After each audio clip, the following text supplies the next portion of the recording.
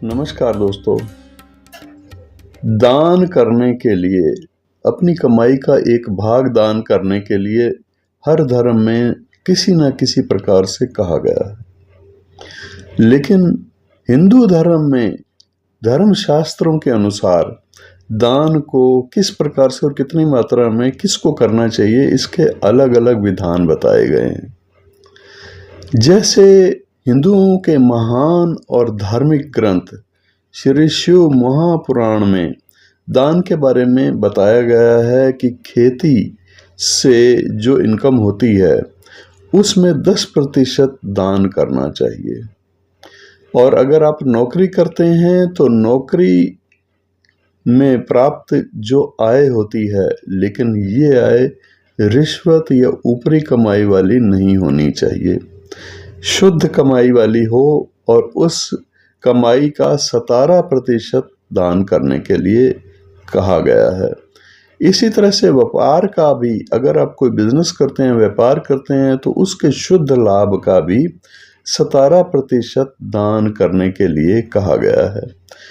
मंदिर के महंत हों या मठ के मठाधीश हों, मंदिर के पुजारी हों या पंडिताई से कमाई करने वाले लोग, धर्म कर्म करने वालों के लिए 25% दान करने के लिए कहा गया है।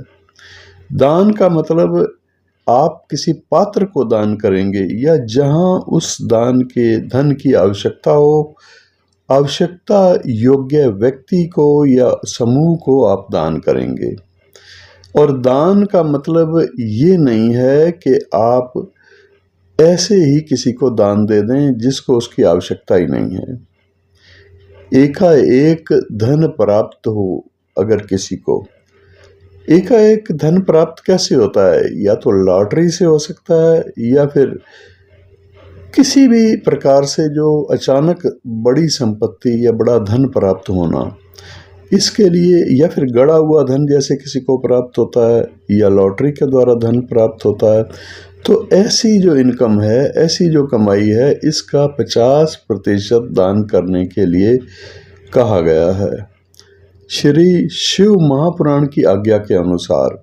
इसी तरह से दान करना ज़रूरी बताया गया है। अगर इस प्रकार से दान नहीं किया जाता तो ये भी लिखा मिलेगा कि शिव अपना हिस्सा किसी न किसी रूप में निकाल ही लेंगे, जिसे साधारण मनुष्य समझ ही नहीं सकेगा।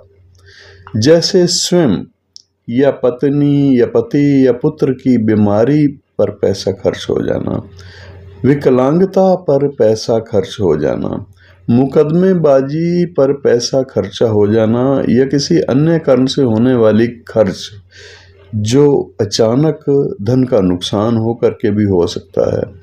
तो इस प्रकार से ये भाग, ये खर्च शिव का हिस्सा होता है।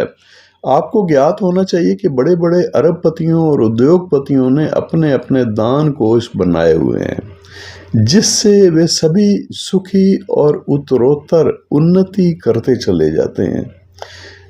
अगर प्रत्येक मनुष्य श्री शिव महापुराण की आज्ञा के अनुसार नियमित दान करने लगे तो उसे कभी धन का अभाव नहीं होगा, कोई भयंकर रोग भी नहीं होगा और अकाल मृत्यु का भय भी नहीं होगा। पति पत्नी में मधुर संबंध रहेंगे, कुल तारक संतान का भी सहयोग मिलेगा और शत्रु और ग्रह पीड़ा का नाश हो जाएगा।